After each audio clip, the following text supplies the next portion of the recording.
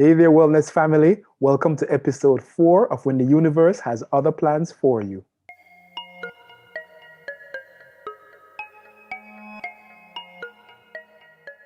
If you're new to my channel, my name is Peter Gordon and I'm a graduate student working towards what will be an eventual doctorate in clinical psychology. I'm also a life coach and a health and wellness coach, and I make videos on mental health, fitness, wellness, and everything I believe that can help you lead your most profound life. And also, while you're here, don't forget to hit that subscribe button and also the notification bell so that you're notified each Thursday when I post a brand new video. And also, please, if you would, be sure to share this video, like it, comment on it, all that good stuff. Now, let's get into today's episode. So welcome to episode 4 of When the Universe Has Other Plans for You. Today I got the privilege of interviewing Dr. Holly Beatty, a trained psychologist who is now a matchmaker, and got to learn a lot about her life, how she thought she was going to really be this big-time psychologist, but then realized that was not her calling and transitioned into the world of matchmaking. It's an amazing story, an inspiring one, and I hope you enjoyed it as much as I enjoyed interviewing Holly. So let's get into it. Welcome everyone to episode 4 here of When the Universe Has Other Plans for You. And of course, we are almost done with Women's History Month here in March. And this is my 4th guest, an awesome, I was going to say awesome female, as if somehow you're like a grown woman, an awesome grown woman by the name of Holly Beatty. Welcome, Holly. Thank you, Peter. So great to be here with you. Yeah, I'm so happy to have you. It's been years since I've actually talked to you because Holly and I actually spent 1 year together in undergrad. I think I was a freshman, you were a senior, right? Yeah, definitely. Right. And Yeah. I'm not trying to date you because Please don't. I just came, right. I just came as an older student. I came when I was 20, so you were, you weren't that far. You were about the same age. Okay. It's a Okay. weird. We'll put out ourselves here, huh? Exactly. I came from Jamaica, yeah. But so Holly's kind of is one of these women that I haven't seen her in years. Like God, probably 20 years, A really. lot of years. A lot of years. But I started admiring her from afar in terms of what she was doing. And a little bit of it sort of surprised me because all of a sudden I noticed Holly, and by the way, I think I need to specify something. Holly, please forgive me for my lack of decorum. This is actually Dr. Holly Beatty, right? Dr. Holly Beatty is a licensed clinical psychologist. Are you still licensed? I'm not. But you're Still a at one clinical point, psychologist. Yeah. you're doctor of clinical psychology. You were licensed at one point. You just chose not to renew your license, correct? I'm no longer licensed. No Yeah. longer licensed. Gotcha. Yeah. Doesn't matter. You're still a doctor in my book. We still call you Dr. Holly Beatty, right? Clinical psychologist. And um, you know, in a certain way, you were one of the people that I looked at and I said, this psychology thing is something that I want to do. Holly did it. And I remember watching your space, your virtual space, and you're active, but you're still pretty quiet, but you're active enough. I Yeah. remember watching your space. Yeah. I remember watching your feed and noticed that all of a sudden I'm like, wait a minute, what's this find your love at last? What is she talking about here? And I've noticed, I'm your matchmaker. And I'm saying to myself, well, because, me, my, I say juvenile mind is sort of like, hey, if you went to do a doctor of psychology degree or PsyD, you should be doing psychology. And I'm Yeah, like, what is this? say that. Yeah. Yeah. So I'm sitting there thinking, what is this matchmaking thing about? And I started paying attention to it and so on and so forth. So you are a matchmaker. I am. I'm a psychologist turned matchmaker and dating coach. Wow. Wow. So people there in this day and age, with all the advances in communication as far as dating apps and things like that, people are still hiring a matchmaker and a dating coach. They are, and more so than ever. There's been a real resurgence in the last few years of people hiring matchmakers. Tell me about that. Like, what do you mean resurgence?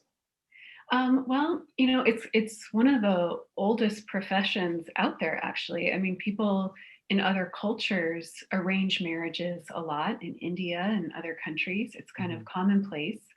And so it's very common in the Jewish culture. Um, and so there's kind of been a circling around to having professionals and people who really know this space and have a great network to make those introductions. Oh, wow. Huh. Yeah. So, and I guess I imagine with the fact that you're a trained clinical psychologist adds some level of credence to your work as far as attracting Oh, clientele. definitely. Yeah. There aren't a whole lot of matchmakers who are psychologists, as you might imagine. I would think so, yes. Right. Yeah. And vice versa, you know? Mhm. So it's very unique. And, but I think who better to help, you know, find people love than someone who's gone to the end of the line in psychology. And, I know this podcast is about the universe having other plans for you. And Yeah, and I'm going to come back to that because I have this whole line in my head of what I'm trying to wrap my head around what you do and how it works. And I just think it's so yeah, fascinating. So I'm going to come yeah, back to that bit in a few here. So, yeah, but okay. yeah, um, so you have you get, and so how long have you been doing this now? Almost 7 years. Wow. And how did you get into it? Hmm. Well, do you want the whole story, or do you want from when I was a psychologist, to now, or do you want kind of the Cliff Notes version? You know what? Let me ask it, and I'm glad you said it that way. Let me ask it in this fashion, All right. because I think that we like to look at people as finished products and just think that somehow they just landed in the space that they're in, and Yes. all is well. And Yeah. I get the sense from you, and correct me if I'm wrong. I get the sense that that's not what quite happened in your case, which is really what this series is about, trying to help show people who kind of thought they had one plan Hmm. and then realize that the universe has a whole other plan for them. And all of a sudden they're like, how did I get here? And why Yeah. am I loving this? Right. Yes. So with that being said, how how did first of all, how did you transition from why not psychology? What happened that made you decide you didn't want to do psychology? I'll ask it in three ways. Why Okay. when did you decide you want to become a psychologist, and what Okay. route did you take to get there? And when Okay. did you decide that you no longer wanted to be a psychologist? Doesn't have to be cliff notes, Okay. but like give me the juicy details, if you will. Okay. Got a lot to say about this. It's been quite a journey. Mm, So, gosh, well, I was in high school and I met with my guidance counselor who I was close to. And I remember she asked me one day, "What do you want to be when you grow up?" And I was probably 10th or 11th grade. So I was probably about 15 or 16. And I said with great excitement and enthusiasm, I said, "I want to be an interior designer." we love making up these nice little things in high school, but I have no clue what the hell we're talking about, right? Well, I did want to do that. And there is Oh, but definitely, you did though. well, yes. Gotcha. And there is a big creative part of who I am, Mm, which I ended up forgetting about when I was in graduate school because it required all of me to get my doctorate.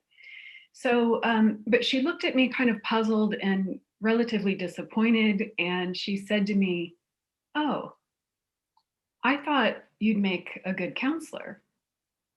mm. And I said, "Oh, that was interesting." So that was kind of the first thing that I remember, in terms of like my career path.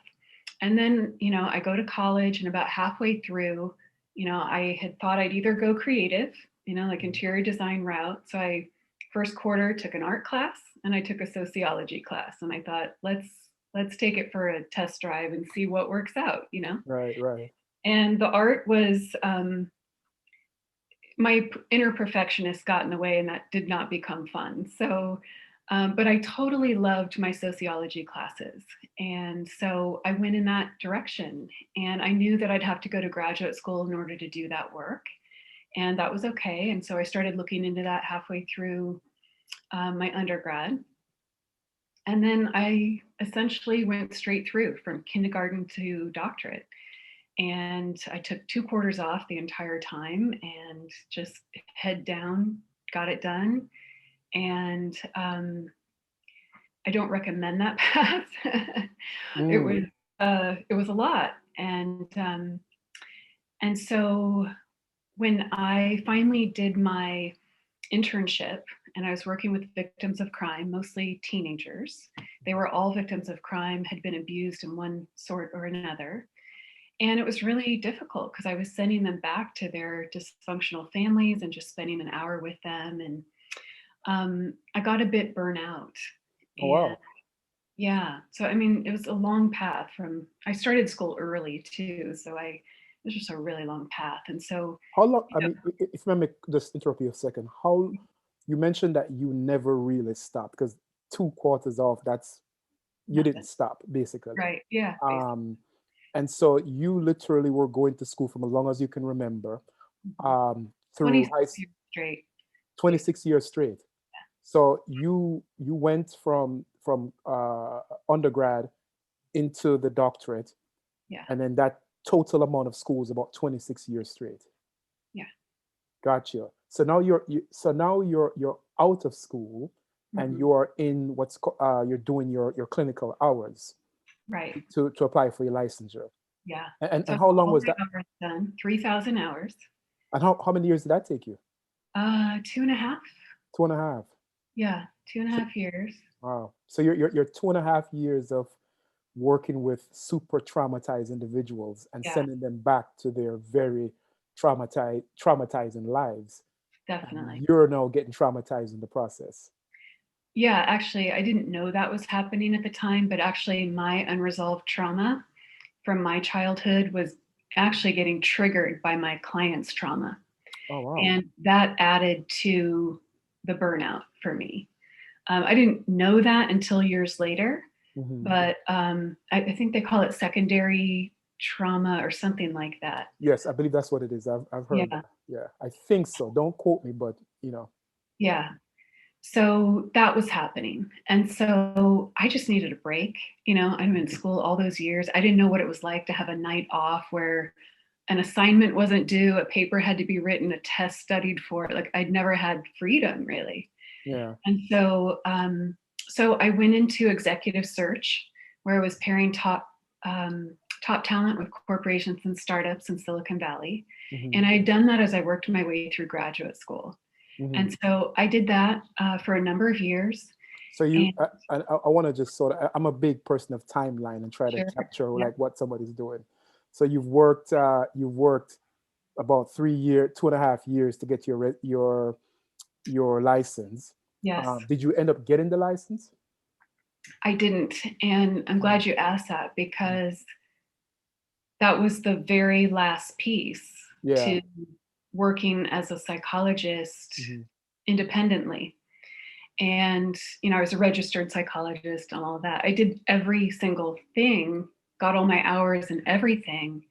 And Wow. there was this force inside of me that like would not let me go on. And I am Really? someone, yes, I am someone who's very practical. Yeah. And I am someone who finishes everything she starts. And I show up. I always, it's like, it's just kind of a family value. Hmm. And it was like, there was just this force that like would not let me do that. It was like my soul basically that was like, would not let me go in that direction. Hmm. And, um, and so I didn't want to go in that direction at that time anyway.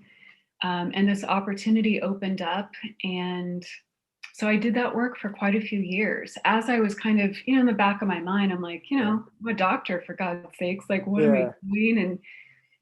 And the work I was doing, it was lucrative, but it wasn't that meaningful for me. Yeah.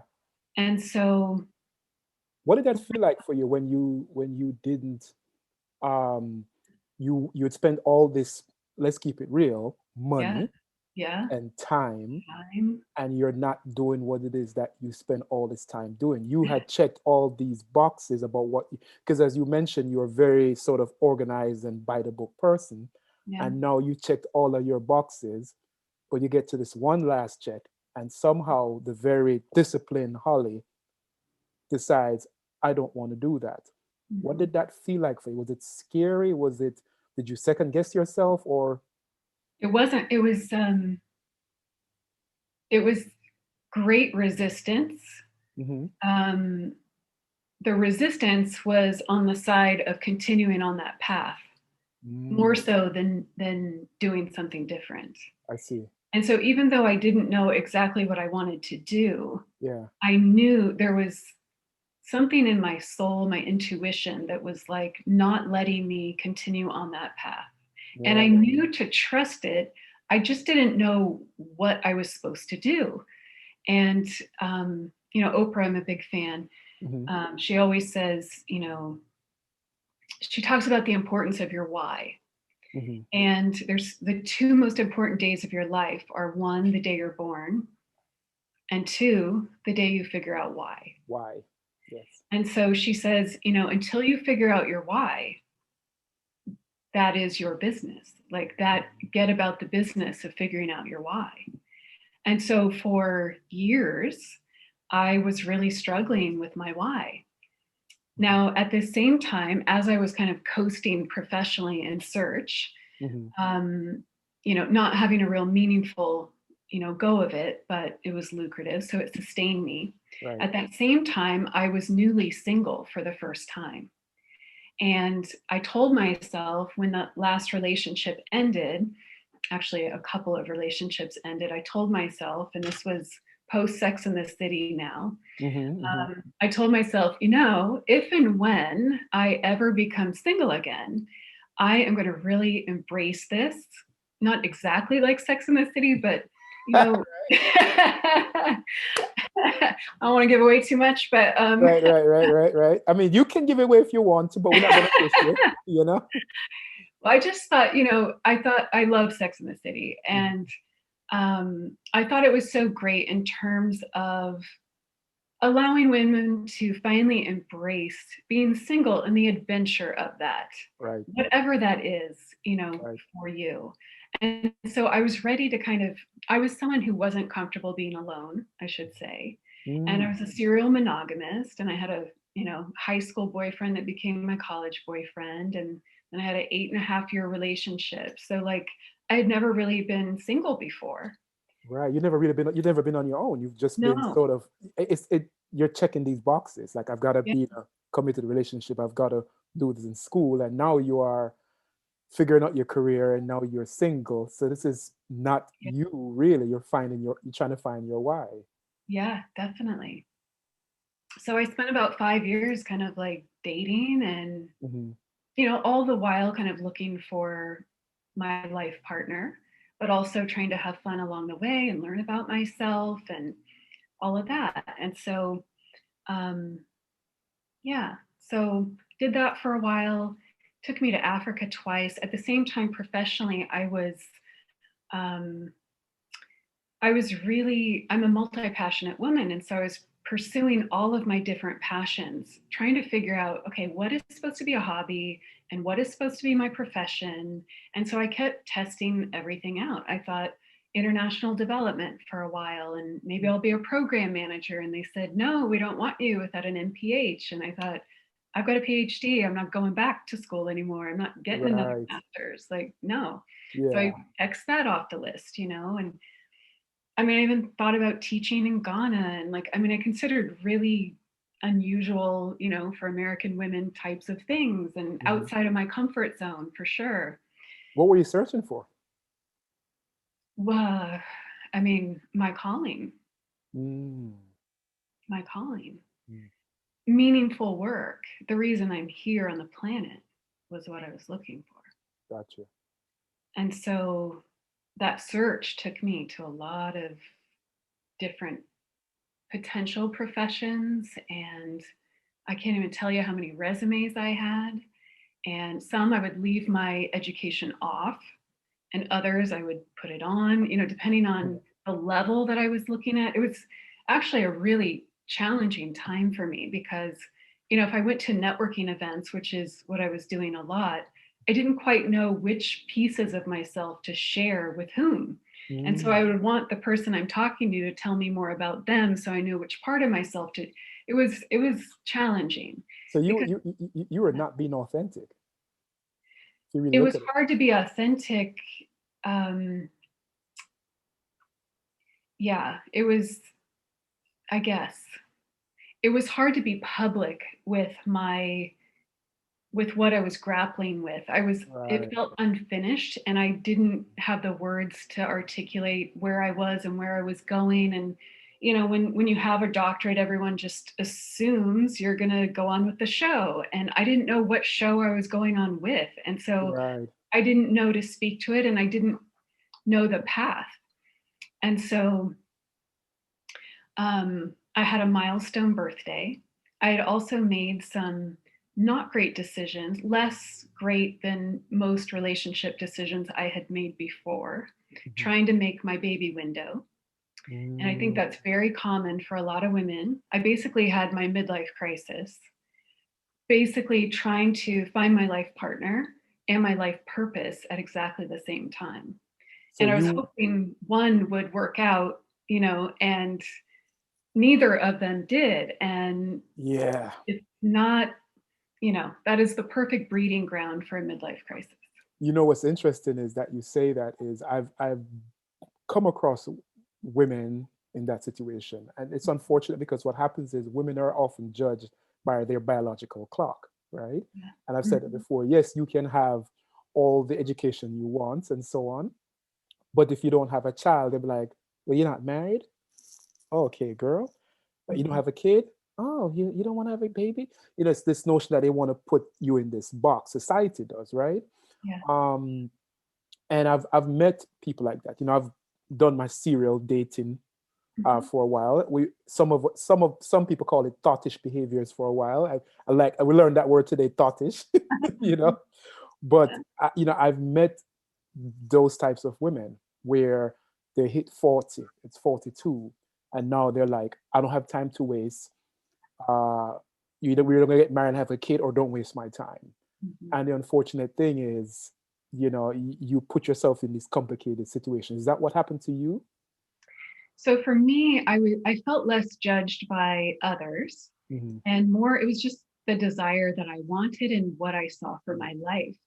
And so, I never wanted to raise a child alone. I always wanted to do that in the context of a healthy, happy relationship. I just didn't have that yet.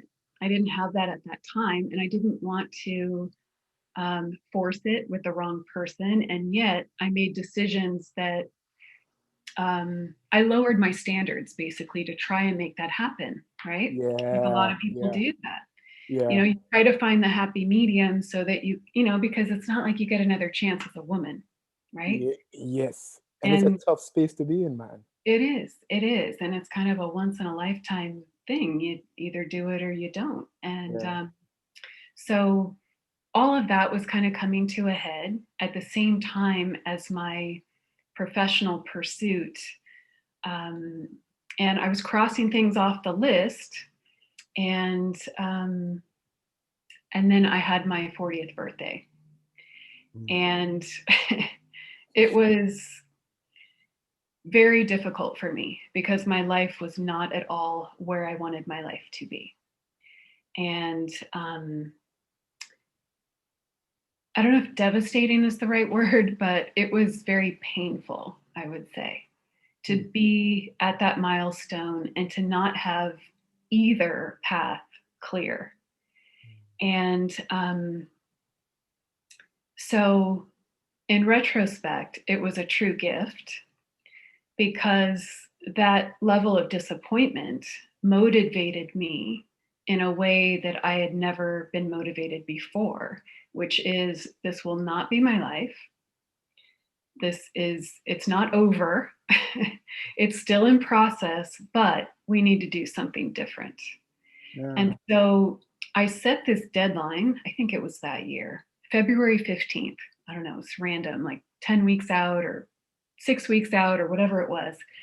And I told myself, with my career search especially, I said, if nothing different has happened by February 15th of this year, I'm doing something different. Because like, I know the universe wouldn't want this for me. Like, this isn't why I don't know why I'm here. I know it's only right that the universe would want me to know why I'm here so that I can serve that purpose. And so if what I'm doing, if it doesn't come to fruition by February 15th, then I'm doing something different. And so, the 15th came and went. Nothing changed, nothing got better necessarily. And so I followed through on my commitment to myself, which was I'm going to hire a coach and I'm going to figure out my why. It's so interesting that you say that. I'm a big fan of the I think he's a psychiatrist. I've read several of his books. I'm pretty certain him too, Irvin Yalom. Yes. And he wrote a book called Staring at the Sun, which profoundly impacted my life because it made me realize that, a lot of the things that I didn't want to do was tied into my anxiety around death. This notion of, what am I doing with my life? Am I going to be able to achieve something or what have you? And it can either paralyze you to where you develop inaction or you freeze, or it can motivate you. And he talks about these things called awakening experiences, which stems out of the notion of thinking about your death. And it's interesting that he says that one of the awakening experiences, there are about 6 or 7 of them, but age is one of them. He'll say some people will hit it at 40, 50, 60, 70, where they hit the age and all of a sudden they start to think, I am getting old and I'm going to die. Right? Now it's a bit harsh, a bit morbid the way he describes it. But what he's saying is right, that but it puts you in touch with your own mortality. Exactly. And it makes you start to say to yourself, if you have self-awareness, it either makes you say, okay, I'm gonna figure this out, or you just get stuck, right, for the rest of your life. And it sounds to me like you had some level of self-awareness that said, I'm going to make that change. And that birthday, we're not going to call it what that birthday was. I'm not aging you here, but you had this birthday and it was an awakening experience. Does that sound accurate? I made it that way because of how I was feeling. And the life I was living wasn't the one that I wanted to be living. And I knew I was capable of so much more. I just needed that clear direction. And so when I hired my coach, I had pretty much crossed off, I think I had 6 or 7, professions and passions I was interested in. And there was one left. And it was the one I kind of really wanted to do, but wasn't sure I could do. And that was helping people find love. And I'd spent years, looking for it myself. I'd had some really great relationships. I'd had some not so great relationships and everything in between. And so I started off as a dating coach, and I literally started April of that year. Why did that speak to you so much? Why did that call to you so much? I think because finding love was my deepest desire personally in life. And I'd looked for it since I was like 17, not unlike a lot of other people. And, I had the psych background and I had the rich dating experience that I'd had both in relationships as well as, dating and trying to find a relationship. And also, let's see, what happened first? I had this huge transformation happen after my last relationship ended. And it was traumatic. And it was so much so that I couldn't ignore it. And I decided that I had to be different because I never wanted to experience anything like that again.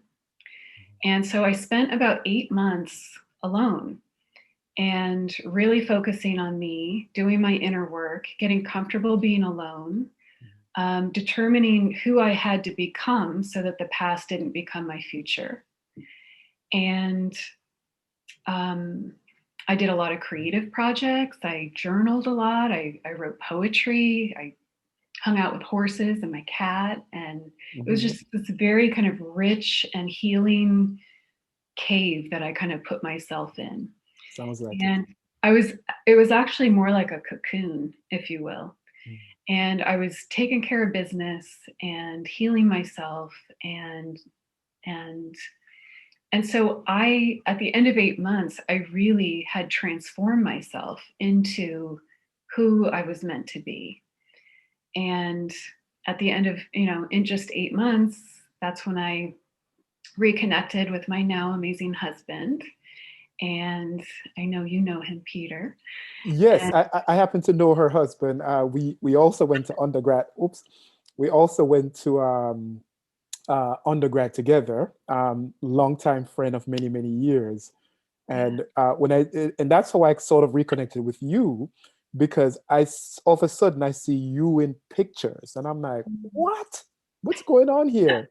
Not that, and it made perfect sense to me, Yeah, but I was sort of like, I didn't see that one coming. When did that happen? yeah, definitely. And so I was very tickled pink. I'm not sure exactly how I get tickled pink, but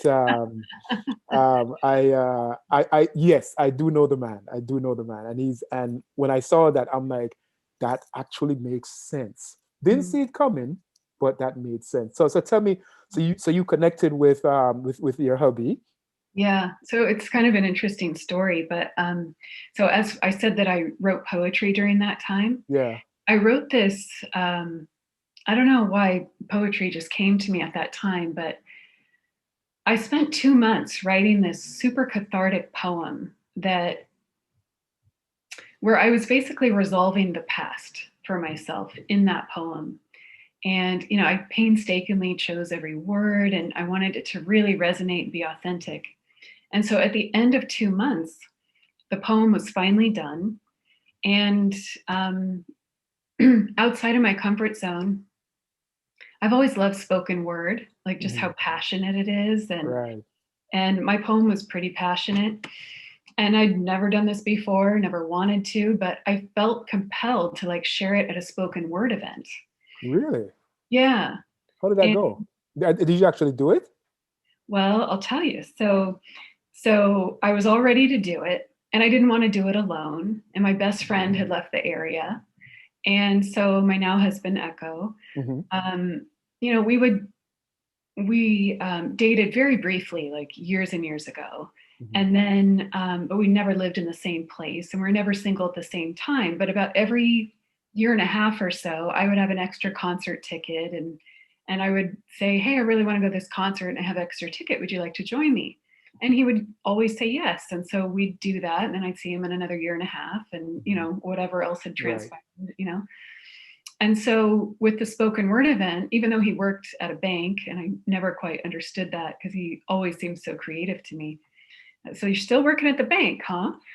After all these years. So I knew he was creative and I knew he would enjoy the spoken word event. So I actually asked him, hey, I want to check out this event. Would you like to join me? And he said, sure. So the rest is history, but we met up that night, and it took me a while to actually realize that that poem that was so cathartic for me and gave me closure on the past was actually the bridge into my future and got me to invite the man of my dreams into my life at exactly the right time where we were both Wow. single and both finally ready for each other. The question, I don't want to gloss over this. Did you actually read the poem though? Funny enough, I never read the poem. You never read the poem. I never read the poem at a spoken word event. I signed up to do it and they just didn't get to me. Hmm. I read it to Echo and I've read it in maybe one or two other contexts, but no, I never did, funny enough. Hmm. So literally the poem brought us together, but didn't Right. get read publicly. So it was really fascinating how that worked Yeah. So it's like this. I'm a big believer that, and sort of what this series is about. I believe in moments, right? Moments can sort of unfold things the way they need things to unfold, and but it may take you down it sometimes it's preceded by a journey, right? and Yeah. and the journey is where the growth occurs, so that when you get to that moment you can then see it clearly, hear it, you can see it, hear it, feel it clearly, right?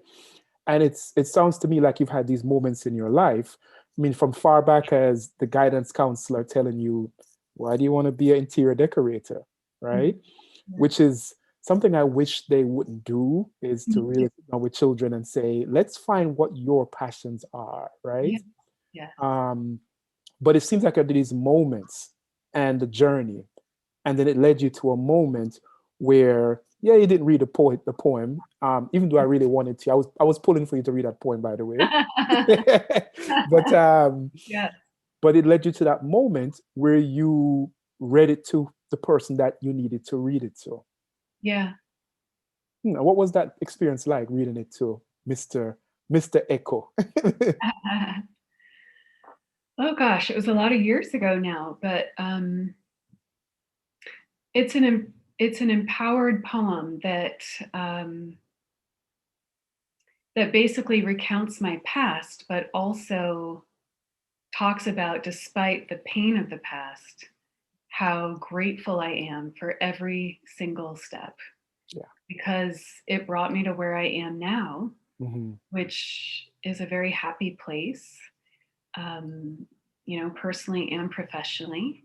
Hmm. And, you know, it's funny how in life, when you think you're on a certain path and the universe has a different plan in mind for you, and you can't quite see the path forward, which can be really frustrating and depressing and anxiety provoking, all those things we don't want to feel. Indeed. But in retrospect, everything makes sense. Yes. Being a psychologist, helping people find love, I mean, who better to guide us on that journey? Being an executive search consultant, where I'm matching talent with corporations and startups, which was part of matchmaking, right? Right. Good judgment and matching. And, when I was trying to figure out my path, I also worked as an image consultant at Nordstrom. So I was helping people with wardrobe and becoming their best version, which is exactly what I do with my clients, Right. helping to Right. show up as their radiant best for dates. Absolutely.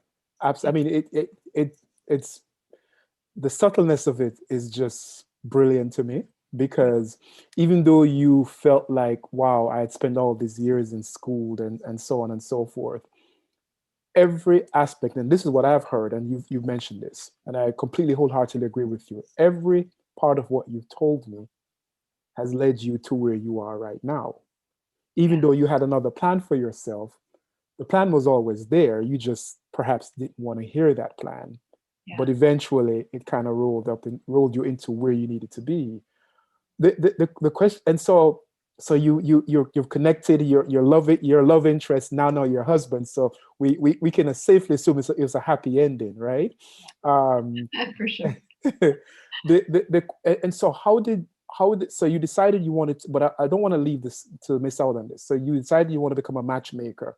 How was that? How was that process? And was it difficult transition? What was that like for you in general? Yeah, great question. So when I started the business, my business is called Find Love at Last. Okay. I started off as a dating coach, and my intention was to help people expedite their path to love. Sorry, I got like That's all right. and so I did that for a couple of years, and then a business advisor of mine suggested I get into matchmaking. And I was saying yes to most things that year. And so I said yes to matchmaking too, even though I had no database and no business card to speak of. But I was up for the adventure. So I thought, what the heck? So I printed out a new business card, sent away for them, got them in, found myself a month later at a charity event in Oakland, met a gorgeous woman who became my first matchmaking client, and a man I matched her up with fell in love with her on the first date. And Wow. so, yeah, So you had a home run, your first up at bat. yeah, yeah, yeah. And so I took it as a really good omen I would too. that I was in the right place, and I've been doing it ever since. And, you know, I, talking about the journey and the universe and all of that, like I have felt very content that this is my domain, helping people find love. And I do that via coaching and matchmaking. But in terms of, so I have felt like I have arrived, so to speak, in terms of my why and my calling. But what is so interesting, I think that, life is a journey. And even when you think that you have arrived, there's still more to be revealed and more Absolutely. that evolves. And so I'm kind of enjoying, like last year with COVID, I was actually planning to create retreats last year for conscious single women to expedite their path to love in a beautiful luxe, retreat location. And then COVID hit. And so I thought, well, gosh, no one's going on retreats, So how am I going to pivot? And so one of the ways that I pivoted was I started writing my master class for conscious single women. And it's basically everything I wished I would have known 10 years ago before I found my amazing husband, and everything that I did to date differently this time to find my soulmate, not just a date. Wow. And so I spent 3 months writing it and then 3 months launching it. And so I had the first class go through last fall, and I have another class going through right now. And yeah, so I'm just continuing to evolve and listen to what's next, and just loving the creative process. I know that this is my domain, like helping people find love. It's just a matter of what different offerings and products and ways that I can, help my people like find love and support them. Yeah, it sounds to me like what you've arrived at is not the final destination. What you've arrived at is a space that says, I'm okay with whatever next comes. Yeah. Which is really where you want to be. It's a sign of, dare I say, inner peace, where you just recognize that you can't change the past, you can't control the future, all you have is the present, Definitely. Yeah. Well, Holly, this has been fascinating, man. And I want to wind this down, but I like winding down my things in like 3 little ways, right? And I ask the same question, but I ask it at different points of your life, right? If you could go back to your 20-year-old self with the information you have now, if you go back to your 20-year-old self, what would you tell your 20-year-old self? Gosh, so I would have been in college then. And I think I would just say, listen to the whispers of your soul and trust them. Trust your gut. Yeah. Got you. Now, because we're both, of course, you're finished your stuff. I'm in the late stages of going into the world of psychotherapy and psychology, of course. So, we believe in that humans evolve and develop incrementally over the years. So let's move forward 10 years later. What would you tell your 30-year-old self? Because now you think you figured it out and you're 30 years old. What would you have told your 30-year-old self? Same thing. Same thing. Trust the whispers of your soul.